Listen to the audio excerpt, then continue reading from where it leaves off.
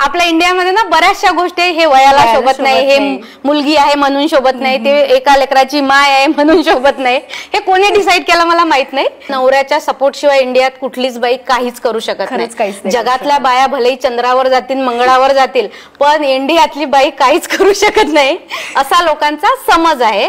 तसं आता लोकांना दिसतं की बाईला दिवसभर काहीच काम नाही, बाई रील बनवते, पण ते तसं नाही आहे. कारण बाईच्या नवऱ्याची शिफ्ट रात्री असते, त्याच्यामुळे नवरा दिवसभर झोपलेला असतो, तर मग बाई दुपारी काय काम करणार. आता जसं या ताईंना मी बोलवलं की तुम्ही 2:30 ते 6:30च्या वेळेत या, मी फ्री आहे, तर ते तसं. नमस्कार प्रेक्षकांनो, मी पूजा दीक्षित आणि आपण बघतायत आपल्या सर्वांचं लाडकं मंडल न्यूज. सध्याच्या स्थितीत स्त्रिया या कुठल्या क्षेत्रात कमी नाही आणि असं कुठलंही क्षेत्र नाही जिथे स्त्रियांनी आपला हात घातलेला नाही. मग इन्फ्लुएन्सर या क्षेत्रात कशा का मागे राहणार. तर अशाच एका इन्फ्लुएन्सरला आम्ही आपल्यासमोर घेऊन येत आहे. ती अजून कोणी नाही तर आपल्या सर्वांची लाडकी प्रज्ञा राऊत. तर चला भेटूया प्रज्ञाला. नमस्कार मॅडम, तुमचं आमच्या मंडल न्यूज मध्ये खूप खूप स्वागत आहे. थँक्यू. तर सर्वप्रथम मला आपला थोडक्यात इंट्रोडक्शन द्याल. ओके, माझं नाव प्रज्ञा राऊत. राऊत हे माझं माहेरचं सरनेम आहे. मी सासरची कोंडे आणि मी born and brought up Chandur Bazar. माझं एज्युकेशन अमरावतीला झालेलं आहे. लग्नानंतर 15 वर्ष मी US ला होते आणि आता कोरोनाच्या काळात आम्ही इंडियामध्ये परत आलो. अच्छा. आणि माझं हे मी आणि माझा मुलगा US मध्ये असताना टिकटॉकवर व्हिडिओ बनवायचे, नंतर ते टिकटॉक बंद झालं आणि आता इथे सेटल झाल्यावर मग थोडा वेळ मिळाल्यानंतर मी माझं इंस्टाग्रामचं जर्नी चालू केलं. टिकटॉकचे बंद झालं त्यावेळेला तुमचे किती सबस्क्रायबर्स होते, व्ह्युअर्स किती होते? जास्त नव्हते, 2-2.5 हजार होते. अच्छा. युट्यूबवर आणि इकडे आल्यानंतर जास्त वाढलेत? हो. तुमचा हा युट्यूबचा इंस्टाग्रामचा हा जो प्रवास आहे हा नेमका कुठनं सुरू झालेला?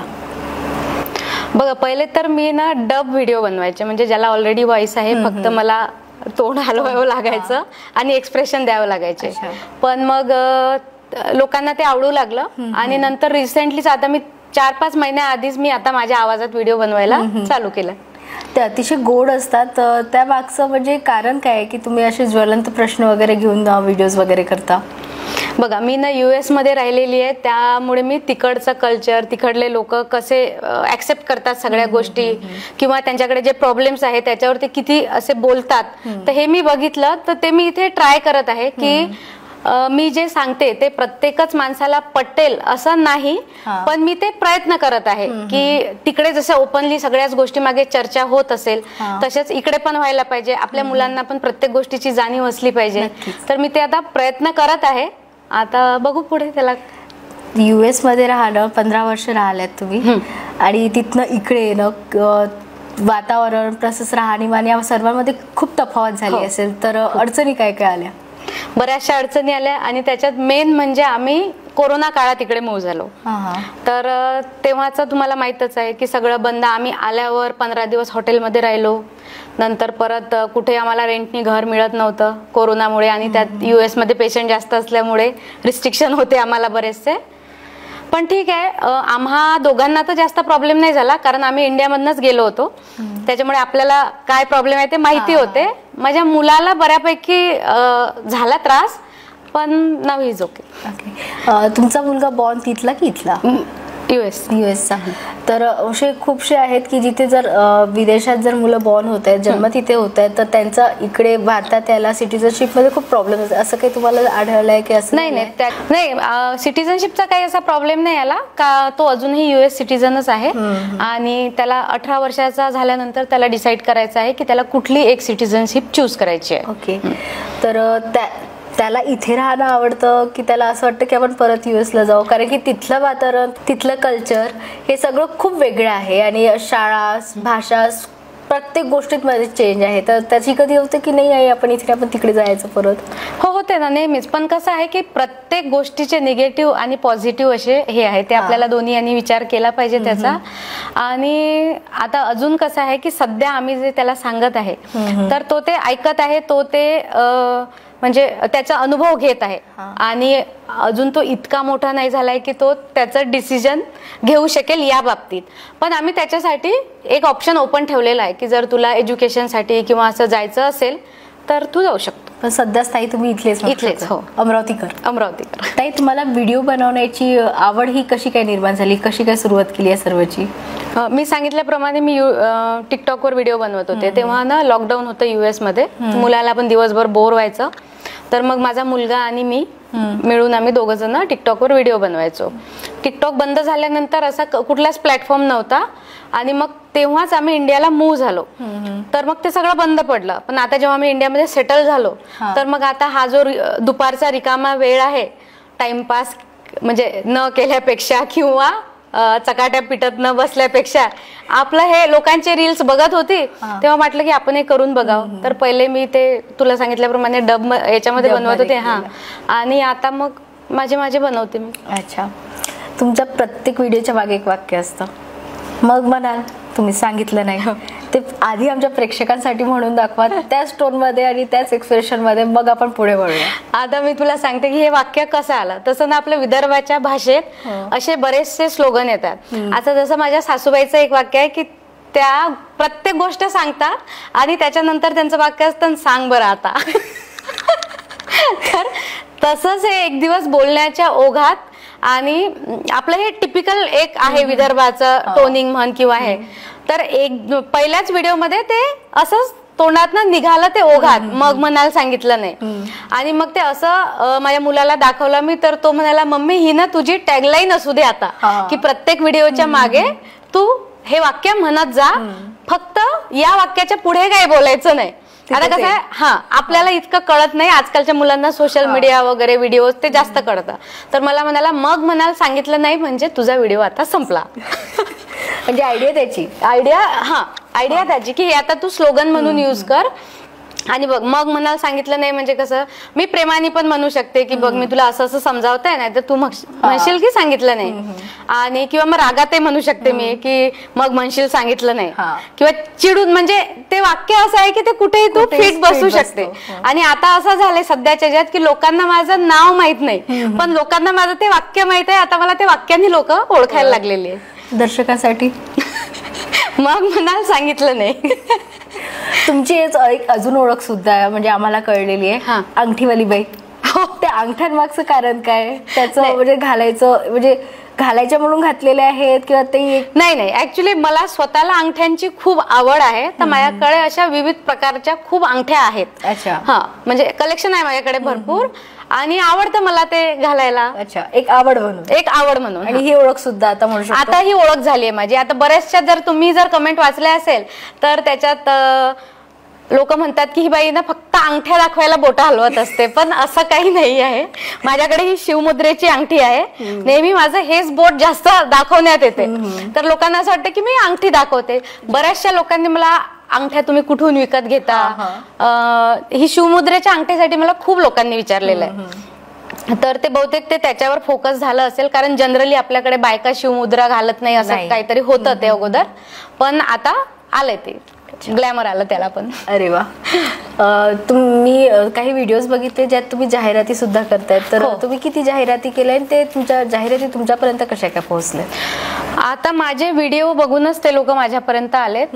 तर आता काय म्हणजे आता मी कसं आहे की माझं ते माझी प्रायोरिटी माझी फॅमिली आहे.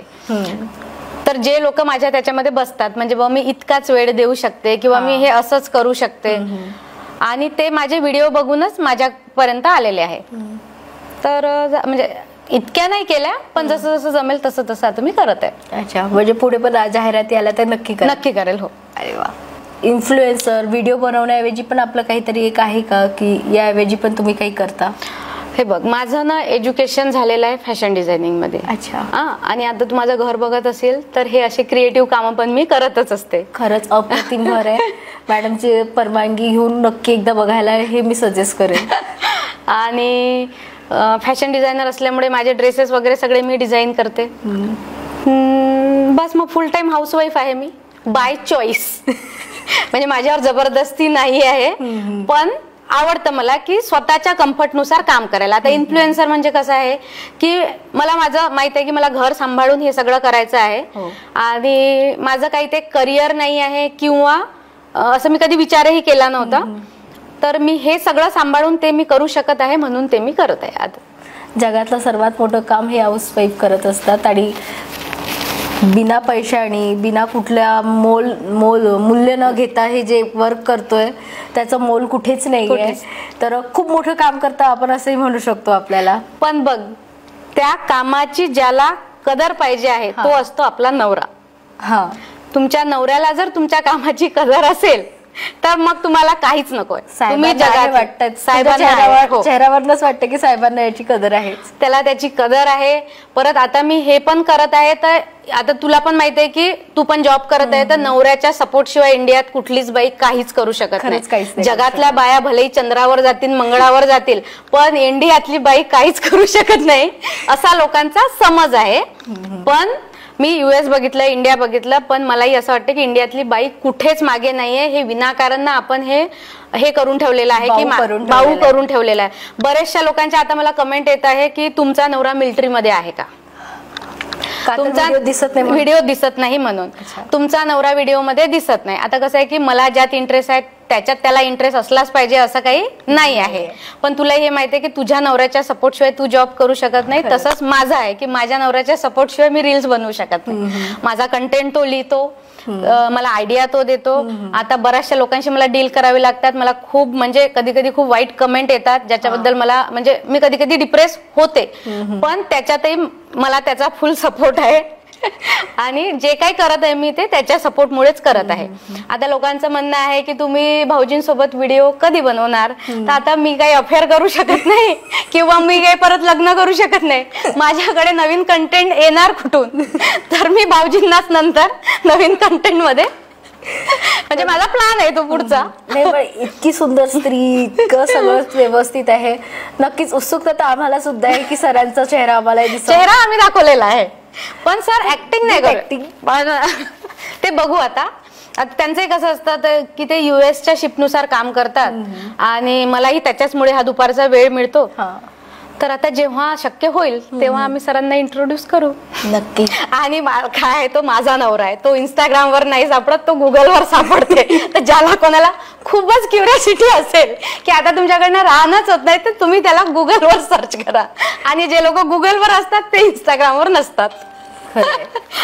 मला तुम्ही आता सांगितल्याप्रमाणे की सर तुम्हाला लिहून वगैरे देतात. मला माझा नेक्स्ट क्वेश्चन तोच होता की डायलॉग्स वगैरे कसे काय असतात, तुम्ही प्रिपेअर करता की तुम्हाला लिखाणाची आवड आहे, असं काय? असं नाही, माझं असं असतं की माझ्या डोक्यात एक गोष्ट येते. म्हणजे आता मी तुला लेटेस्ट सांगते की आता स्कूलचा युनिफॉर्म आपण लोक ना दुनियाभराचा खर्च करतो, पण आपल्या मुलांचा युनिफॉर्म म्हटलं की सगळी पैशाची बचत तिथेच येते. सरांना मी आजच सांगितलं मला याच्यावर एक कंटेंट लिहून पाहिजे. म्हणजे माझ्या डोक्यात कंटेंट येतात पण ती शब्द रचना मला करता येत नाही, तर ते सर करून देतात. हे सगळे जे कंटेंट येतात किंवा जे आयडियाज येतात, असं काय करावं लागतं की इतके छान छान आयडिया? हा रोजचा अनुभव आहे. म्हणजे आता बघ, आता मी मुलांना बघते, मुलाला शाळेत पिक करायला जाते तेव्हा मी मुलांना बघते. बिचारे ते त्यांचे ड्रेस, कोणाचे ना सॉक्स दिसत आहे पॅन्ट मधून, पॅन्ट छोटी झालेली आहे, ते मुलंही कम्फर्टेबल नाही आहे, पण ते आई बाबांना सांगू शकत नाही. आणि मी ना हे बघितलेलं आहे की काय म्हणते दरवर्षी ड्रेस घ्या. अरे आपण मामाचं लग्न आहे, मावशीचं लग्न आहे, एक ड्रेस त्याच्यात कमी घ्या. कसं आहे ते युनिफॉर्मनी मुलांचा कॉन्फिडन्स वाढतो. पण आता हे कसं मी जर असं साध्या यांनी सांगितलं ते लोकांपर्यंत पोहोचत नाही. पण ते आता जर मी त्यांना माझ्या डायलॉग मध्ये सांगितलं आणि मग शेवटी सांगितलं मग मनाला सांगितलं नाही, तर ते लवकर क्लिक होतं. खरंय.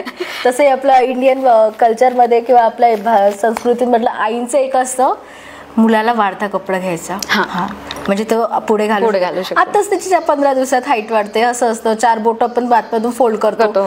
तर याच असेच काही आयडियाज असतात का तुमच्या? नाही, माझ्या ना या आयडिया नसतात. मी माझ्या मुलाला आज ज्या मापाचे कपडे लागतात ते कपडे घेते, पण पुढे जर त्याची हाईट वाढली तर मी त्याची शॉर्ट करून मुलाला लहानपणी घालायची. आता माझा मुलगा मोठा झाला, आता तो ऐकत नाही. म्हणजे आहे पण थोडं वेगळं करून हा. म्हणजे आणि तो पण त्याच्या बाबावर गेलाय जरा, म्हणजे त्याला कपडे वगैरे सगळं असं परफेक्ट लागतं. तर मी वाढत्या मापाचे न घेता परफेक्ट मापाचे घेऊन जेव्हा त्याची हाईट वाढते तेव्हा त्याला कट करून त्याचे शॉर्ट वगैरे तेव्हा बनवायचे, आता नाही बनवत. शेवटी भारतीय नारी म्हटलं तरी कुठे ना कुठे तर खर्च थांबवावाच लागेल. हो, आणि त्याच्यात हाऊसवाईफ म्हटल्यावर आपण म्हणतो की हाऊसवाईफला पगार मिळत नाही, पण तुम्ही जर बघितलं की ते हाऊसवाईफ जेवढं काम करते तेवढ्या जर कामाला तुम्ही बाया लावल्या ना तर तुमचा असेल तेवढा पगार म्हणजे वाचवू शकतो. नक्कीच. आणि हे काम करणं वगैरे हे मला US मधनं सवय पडलेली आहे. तिथे पण आपणच काम करावे लागतात, तिथे बाया वगैरे मिळत नाही. त्याच्यामुळे ना मी ते तसंच ठेवलं. आणि एकदा कसं बाईची सवय लागली की मग ती जात नाही. हा, तसं आता लोकांना दिसतं की बाईला दिवसभर काहीच काम नाही, बाई रील बनवते, पण ते तसं नाही आहे. कारण बाईच्या नवऱ्याची शिफ्ट रात्री असते, त्याच्यामुळे नवरा दिवसभर झोपलेला असतो, तर मग बाई दुपारी काय काम करणार. आता जसं या ताईंना मी बोलवलं की तुम्ही 2:30 ते 6:30च्या वेळेत या, मी फ्री आहे, तर ते तसं. ताई, तुम्ही रील्स बनवतात, व्हिडिओज बनवतात, त्या तुम्हाला तुमच्या फॅमिलीचा मोठा प्लस इन्व्हर्टेड ब्रॅकेट सगळं मिळून नातेवाईकांचा सपोर्ट कसा काय? नातेवाईक याच्यासाठी करताय की भरपूरशा ठिकाणी असं म्हणजे ऐकण्यात येतं किंवा बघितो डिचवण्याचा जास्त प्रयत्न असतो, म्हणून मी इन्व्हर्टेड, हायलाइटेड, अंडरलाईन करून नातेवाईक विचारते. नाही, मला काही तसा अनुभव आला नाही. माझा स्ट्रॉंग हे आहे की माझा नवरा माझ्या पाठीशी उभा आहे. तुमचा नवरा जर तुमच्या पाठीशी उभा असेल तर कुठलीच ताकद तुम्हाला हे करू शकत नाही. ते नातेवाईक असो, म्हणजे मित्रमंडळी असो की कोणीही असो, जेव्हा त्यांना दिसतंय की तिचा नवराच तिच्या पाठीशी उभे आहे आणि त्यांना माहित असतं आणि आपल्याला माहित आहे की आपल्यासाठी काय योग्य आहे, काय अयोग्य आहे. आणि नातेवाईकांमध्येही असं आहे की जे एजेड आहे, म्हणजे आई वडील झाले, सासू सासरे झाले, त्यांना ते कळणार नाही इंस्टाग्राम रील्स काय आहे. तर ते कधीतरी मला सांगण्यात आलं की हे तू काय टाइमपास करत आहे, हे तुझ्या वयाला शोभत नाही. मेन गोष्ट म्हणजे आपल्या इंडियामध्ये ना बऱ्याचशा गोष्टी हे वयाला शोभत नाही, हे मुलगी आहे म्हणून शोभत नाही, ते एका लेकराची माय आहे म्हणून शोभत नाही. हे कोणी डिसाईड केलं मला माहित नाही, पण ते असं येतं. पण ते काय आहे की आम्ही आता जे माझ्या जनरेशनचे, जसे माझी बहीण, जावाई वगैरे, माझी ननद, माझ्या नंदेच्याकडचे नातेवाईक जे आपल्या वयाचे आहेत, तर त्यांनी ते छान प्रकारे ऍक्सेप्ट केलं आहे. तर मग कधी त्यांच्या कमेंट्स येतात, कधी माझी ननद सांगते की तुझी आज ही रील सगळ्यांना आम्हाला खूप आवडली. मग आता हळूहळू कसं आई सोबत, सासू सोबत मी बाहेर जाते, आता लोक मला त्या गोष्टीने ओळखायला लागले, तर आता ते त्यांनी इझिली ऍक्सेप्ट केलेलं आहे. आणि नातेवाईकांचं काय असतं की नातेवाईक डिवचायचं जरी असेल तरी ते मागे डिवचतात, तुमच्या समोर येऊन ते म्हणत नाही. आणि नातेवाईकांचा म्हणा, मित्रमंडळीचा आजकाल डिजिटल राग आहे, म्हणजे ते कसे तुम्हाला कमेंट करणार नाही, लाईक करणार नाही, ते मग तुम्ही समजून जायचं, मग विनाकारण त्याच्यावर म्हणजे विचार नाही करत बसायचा. आणि माझी सगळ्यात स्ट्रॉंग हे आहे की माझा नवरा माझ्या सपोर्ट मध्ये आहे, त्याच्यामुळे मला त्या गोष्टींचा काही फरक पडत नाही. नक्कीच, जर आपलं पाठबळ आपल्या मागे असेल, आपली हिंमत जर आपल्या सोबत असेल, तर कुठल्याच गोष्टीची आपल्याला भीती नसते. ताई, तुम्ही आणि नवऱ्याबरोबरच माझ्या मुलाचं पण तेवढंच आहे. माझा 13 वर्षाचा मुलगा आहे. जर माझं काही चुकत असेल किंवा मला एडिटिंग मध्ये प्रॉब्लेम येत असेल तर तो सगळी हेल्प तो करतो. आताच आपण कमेंटचा विषय घेतला, तर मला हे विचारायचं होतं की तुम्ही कमेंट वाचता का? सेकंड क्वेश्चन, तुम्हाला आतापर्यंतचा आलेला सर्वात चांगला कमेंट कुठला? थर्ड क्वेश्चन, आतापर्यंतचा आलेला सर्वात आतापर्यंतचा आलेला सर्वात वाईट कमेंट कुठला? मला इतक्या वाईट कमेंट आलेल्या आहे की त्या मी तुम्हाला इथे सांगू पण शकत नाही. आणि लिटरली मी वाईट कमेंट आल्या की त्या ब्लॉक करून टाकते, म्हणजे ते अकाउंट ब्लॉक करून टाकते. हे मला एक सांगायचं आहे आवर्जून की कोणी जरी फालतू कमेंट माझ्या व्हिडिओवर केली असेल आणि उद्यापासून जर तुम्हाला माझे रील्स दिसत नसेल तर तुम्ही समजून जायचं की तुम्ही ब्लॉक लिस्ट मध्ये आहे. मला माझ्या फॉलोअर वाढवण्यात काही इंटरेस्ट नाही, कारण कसं आहे की ज्या भाषेत तुम्ही बोलता ती भाषा आम्हालाही असेल. ती च ची भाषा असू दे, र ची भाषा असू दे, नाही तर ल ची भाषा, ती भाषा आम्ही पण वापरू शकतो. पण काय आहे, आपली डिग्निटी, माझं प्रोफाईल माझ्या सासरचे बघतात, माहेरचे बघतात, माझा मुलगा बघतो, माझा नवरा बघतो, म्हणून मला ते तिथे कमेंट करता येत नाही. पण यांचं काय होतं की हे कमेंट करून मोकळे होतात, पण आम्ही त्याला रिप्लाय दिला की आता जर लेटेस्ट मध्ये तुम्ही कमेंट बघितल्या तर येते ह्या बाईला खूप ऍटिट्यूड आहे. 1 नंबरची टरेल रील स्टार आहे, ही लेटेस्टची कमेंट आहे. टरेल का, तर त्यांनी मला काहीतरी म्हटलं आणि त्याच्यावर मी त्याला उत्तर दिलं, म्हणून मी टरेल. तर आता काय आहे की आताच्या बाया त्या पहिल्यासारख्या राहिलेल्या नाही आहे. आणि कसं आहे की जे लोक कमेंट करत आहे ना त्यांना मी ओळखत पण नाही आहे. तर आता पहिले मला असं वाटायचं की लोकांना क्युरिओसिटी आहे म्हणून लोक कमेंट्स वगैरे करतात म्हणून मी त्यांना आन्सर करायची, पण आता मला कळलंय की ते एक विक्षिप्तपणाची भावना आहे की कोणी जर काही चांगलं करत असेल तर त्याचे पाय खेचण्याची आपल्याकडे आहेच ते. तर आहे आता म्हणजे खूपच वाईट कमेंट आहे, म्हणजे लिटरली मी डिप्रेस झाली होती 3-4 तास. पण माझ्या नवऱ्याने एकच सांगितलं की हे बघ तुझ्यावर ही काही जबरदस्ती नाही आहे, तू हे केलंच पाहिजे किंवा तू कमेंट बंद करून कर. पण मला ते करायचं नव्हतं. आणि माझा नवरा म्हणाला की तुझा पीस ऑफ माइंड आपल्या घरासाठी सगळ्यात जास्त आवश्यक आहे. जर कमेंट वाचून आणि यानी जर तू डिस्टर्ब होत असेल तर हे आपल्याला करायचं नाहीये. पण तू त्याच्या पुढचा विचार कर की ह्या जर अशा कमेंट येत असतील तुला आणि तू त्या वाचून ऍक्सेप्ट करत असतील किंवा इग्नोर करत असतील तर जी प्रज्ञा आज आहे त्या प्रज्ञात काहीतरी पुढे ऍड ऑन होणार आहे. म्हणजे तिच्यामध्ये पेशन्स येईल किंवा लोकांना इग्नोर करण्याची एक हे येईल. कारण प्रत्येक गोष्टीला तू उत्तर देऊ शकत नाही आणि तुला जे समजावायचं आहे ते तू प्रत्येकापर्यंत पोहोचू शकत नाही आणि ते तू काय आहेस हे फक्त मला माहिती आहे आणि लोकांना त्याची हे करून द्यायची काही गरज नाही.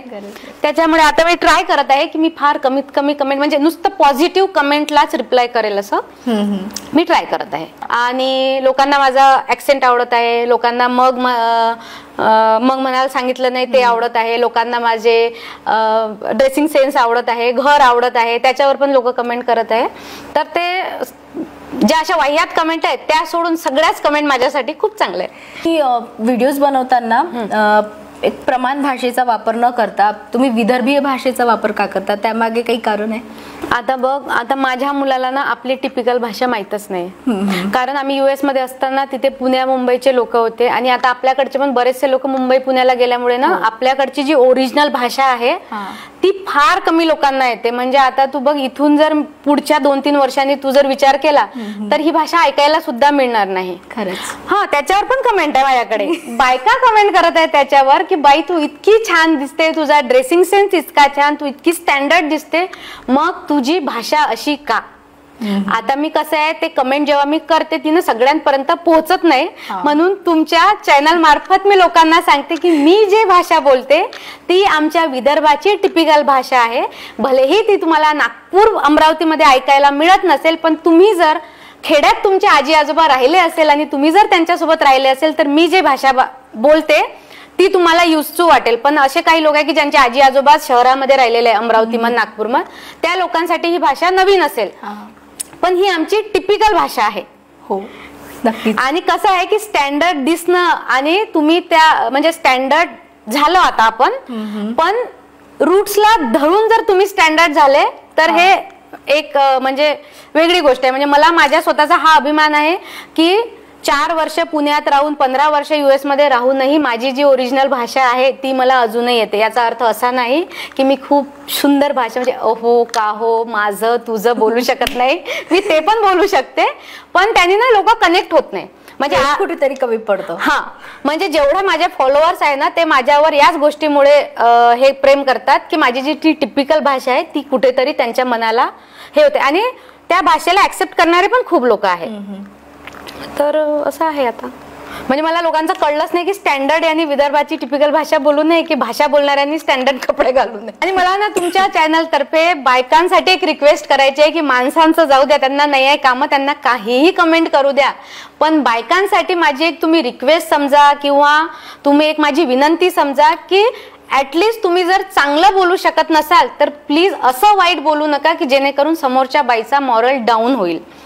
तुम्हाला नाही पटलं ना, अनफॉलोचं बटन आहे, तुमच्याकडनं अनफॉलो होत नसेल मला सांगा ताई तू मला ब्लॉक कर, मला काहीही प्रॉब्लेम नाहीये, मी तुम्हाला सरळ ब्लॉक करेल. पण अशा वाह्यात कमेंट बायकांकडून मला एक्सपेक्टेड नाही आहे, कारण एक बाईच एका बाईला पुढे नेऊ शकते.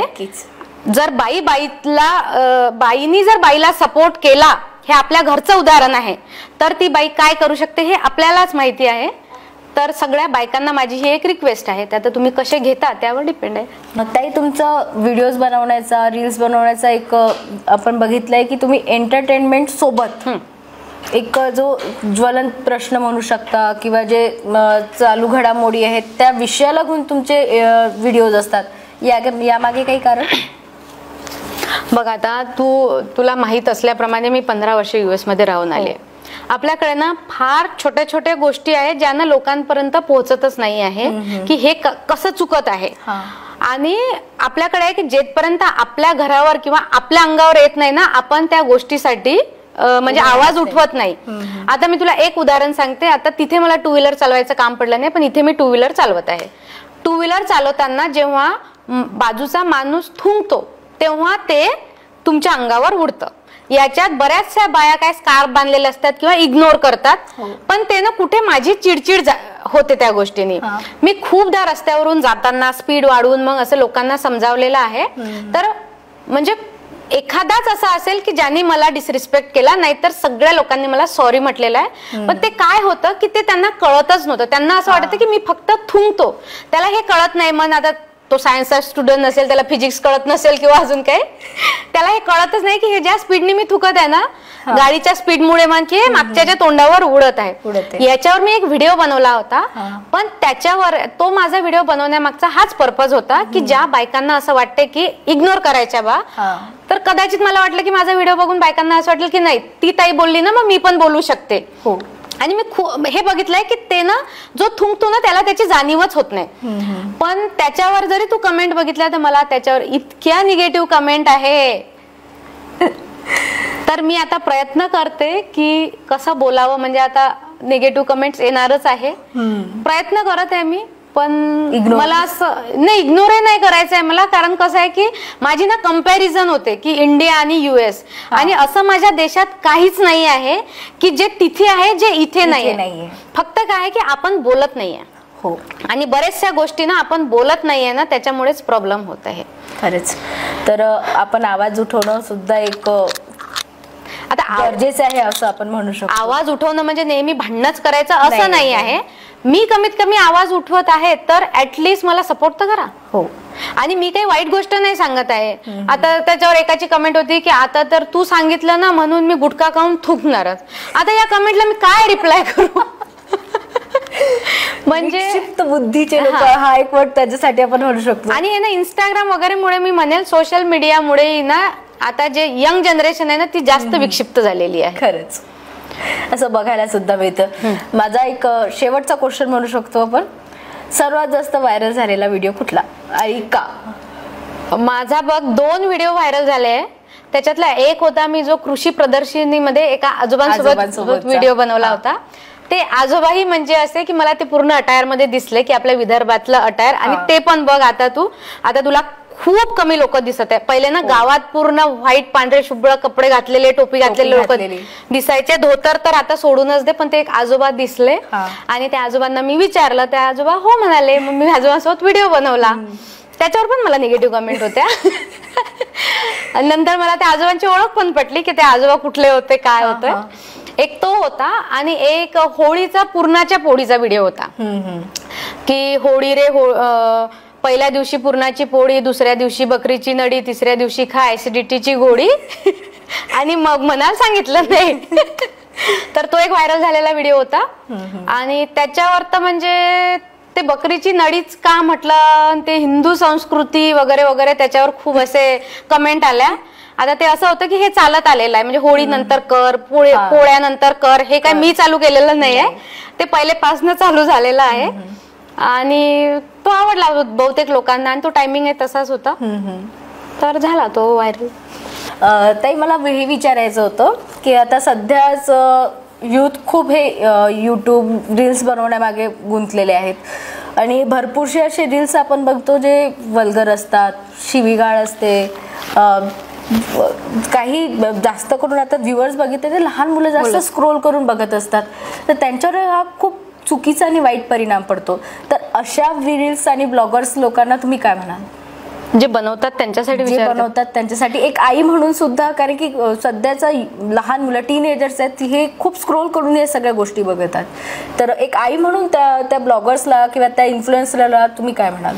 हे बघ, ते जे इन्फ्लुएन्सर असे लोक जे बनवत आहे त्यांच्यासाठी त्याच्यावर तुझा कंट्रोल नाही आहे. त्यांना जे बनवायचं आहे आणि तुला माहिती आहे आजकाल व्हायरल व्हायच्या नादात लोक काही पण करतात. पण अजून एक गोष्ट सांगते मी, आज आपल्या इकडच्या बायकांचं काय, मी नाही बाई इंस्टाग्रामवर, आमच्याकडे नाही तितका वेळ, मी नाही बाई फेसबुकवर, आमच्याकडे नाही तेवढा वेळ, आमचा तर अख्खा वेळ कामातच जातो. हे तू ऐकलं असेल. पण बायकांनो, असं म्हणून चालत नाही. जग बदलत आहे, जगाप्रमाणे तुम्हालाही बदललं पाहिजे. तुमचे मुलं काय करत आहे हे तुम्हाला कळलं पाहिजे. आता बऱ्याचशा ऍप मला माहित नाही, पण माझ्या मुलाला माहित आहे. पण मग ते बघितल्यावर मी ते गुगलवर रिसर्च केलं पाहिजे की ते ऍप नेमकं करतं काय, ते कसं वापरायचं आहे. आणि याच्यातनं काही अभिमान नाही की मी नाही बाई इंस्टाग्रामवर, मला नाही वेळ. असं होत नाही बायकांनो. कारण तुमचे मुलं ते करत आहे ना, तर तुम्हाला ते माहित असलं पाहिजे की त्याच्यावर नेमकं काय मिळतं. म्हणजे आता कसं आहे की हे इंटरनेट वगैरे आहे की याच्यापासून जितके तुम्हाला फायदे आहेत तितके त्याचे नुकसानही आहे. आणि आपल्याकडे ना बायका किचनच्या बाहेर निघणं त्यांना मान्यच नाही आहे. तर याच्यातनं आता बाहेर निघा. कारण म्हणजे मला असं वाटतं की माणसांपेक्षा म्हणजे बाबांपेक्षा आईचं लक्ष जास्त असलं पाहिजे की आपले मुलं काय करतात. त्याच्यामुळे मी त्यातली नाही बाई असं म्हणू नका. आणि इंस्टाग्रामचं अकाउंट ओपन करा. नका तुम्ही व्हिडिओज बनवू नका, आमचे व्हिडिओ लाईक्स करू, पण तुमचे मुलं काय करतात ते बघा. मुलांवर लक्ष ठेवा. आणि आता काय होतंय, कोरोनापासनं ना स्कूलमुळे खूप मुलांच्या हातात ना मोबाईल देण्यात आलेला आहे. आता मी US मध्ये पण होती, तिथे तर लहानपणापासूनच हे सगळं अवेलेबल आहे. पण इकडच्या मुलांचं काय झालं की इकडच्या मुलांमध्ये जास्त क्युरिओसिटी आहे प्रत्येक गोष्टीची. तिथे कसं आहे की प्रत्येक वेबसाईटला ना एक हे असतं की अंडर एज रेटिंग असतं की ही मूवी आहे ती या एजच्या मुलांनी बघायचं नाही. असं इकडे काही नाही आहे. आणि इकडे प्रॉब्लेम काय आहे की तुम्ही जरी पेड वेबसाईट घेत नसेल तरी तुम्हाला कुठून ना कुठून ते डाउनलोड होऊन तुम्ही ते बघू शकतात. आणि आईंचं काय असते, आम्हाला नाही बाई वेबसिरीज बघायला वेळ, असं नसतं. हे तुम्हाला माहित असलं पाहिजे की सध्या ट्रेंड कशाचा सुरू आहे. कारण मी अशा बऱ्याचशा गोष्टी बघितल्या की ज्या माझ्या मुलाला US मध्ये माहित नव्हत्या पण त्या इथे माहित झाल्या. भलेही त्याला त्याचा अर्थ माहित नसेल, पण कसं आहे की एखादा वाईट शब्द जर 4 लोकांमध्ये तुझ्या मुलांनी ऍज अ कमेंट म्हणून म्हण किंवा त्याला म्हणायचं आहे म्हणून म्हटलं तर तिथे ना लोक तुला जज करतात की तुझं लक्ष नाही आहे. आणि एक आई आता कुठे कुठे लक्ष करणार आहे ना, कारण त्या आईला एक सून, एक बायको, एक आई, दुसरं मूल असेल तर त्याचे सगळेच रोल निभावावे लागतात ना. परत किचन सांभाळा, आला गेलेला सांभाळा, नातेवाईक, पाहुणे, या फंक्शनला जा, म्हणजे बऱ्याचशा जबाबदाऱ्या असतात तुमच्यावर. पण तरी तुम्ही दिवसातला अर्धा तास काढून आपले पोरं कुठं काय करत आहे ते बघा, त्यांच्याकडे थोडं लक्ष ठेवा. आणि जे असे व्हिडिओ बनवणार आहे त्यांचं तुम्ही काही नाही करू शकत. म्हणजे तुम्हाला तुमच्या हातात जे आहे त्याच्यावर तुम्ही फोकस केला पाहिजे. सगळ्या लोकांना एक रिक्वेस्ट आहे, म्हणजे माझ्या बाबांच्या एजचे जे लोक असेल त्यांच्यासाठी एक रिक्वेस्ट आहे की आपल्या एजला साजेशी असे कमेंट करा. कारण कसं आहे की त्या कमेंटला जर मी त्याच भाषेत रिप्लाय दिला त्याच्यात तुमची इन्सल्ट होऊ शकते. त्याला मी जबाबदार नाही. मग तुम्ही मला टरेल म्हणा, ऍटिट्यूड वाली म्हणा की काही म्हणा, मला फरक पडत नाही. दुसरी गोष्ट आहे यूथ. जेवढा बाळांनो तुमचं वय नाही ना तेवढं मी या जगात वावरलेली आहे, तर याचंही कुठेतरी भान ठेवा. आणि हे जरुरी नाही आहे की तुम्हाला जे पटलेलं आहे ते मला पटायलाच पाहिजे. कारण तुमच्या लाईफ मधले अनुभव वेगळे आहे, माझ्या लाईफ मधले अनुभव वेगळे आहे. आज तुम्हाला at the age of 14-15 mobile हातात मिळालेले आहे. आमचं लग्न होईपर्यंत आमच्याकडे लँडलाईनच होते. आम्हाला असं पर्सनल पेजर सुद्धा आम्ही बघितलेलं नव्हतं. तेही फार म्हणजे हे मानलं जायचं की लक्झरी गोष्टींमध्ये यायचं. आणि बायकांना तर मी सांगितलेलं होत असेल तर बायकांना सपोर्ट करा, नसेल तर फंद्यातच पडू नका. तुम्ही तुमचं घर सांभाळा, हे करा. आणि माणसांचं तर काय, त्यांना काय ऑफिसमध्ये जायचं, मग काय बसलं लंच टाइम मध्ये या बाईला कमेंट कर, त्या बाईला कमेंट कर. त्याच्यापेक्षा अर्ध्या कमेंट जरी बायकोला केल्या ना घरी बायको खुश होईल. नाहीतर मग म्हणाल सांगितलं नाही. तर आपल्यासोबत होत्या प्रज्ञाताई, ज्यांनी आपली अशी खूप अशी दिलखुश चर्चा केलेली आहे. नक्कीच आपल्याला हीच आवडेल अशी माझी असं मला वाटतंय. तर धन्यवाद ताई, तुम्ही आमच्या मंडल न्यूजला खूप खूप अमूल्य असा वेळ तुमचं दिले. आणि पुढील भविष्यासाठी तुम्हाला, पुढील वाटचालीसाठी तुम्हाला शुभेच्छा.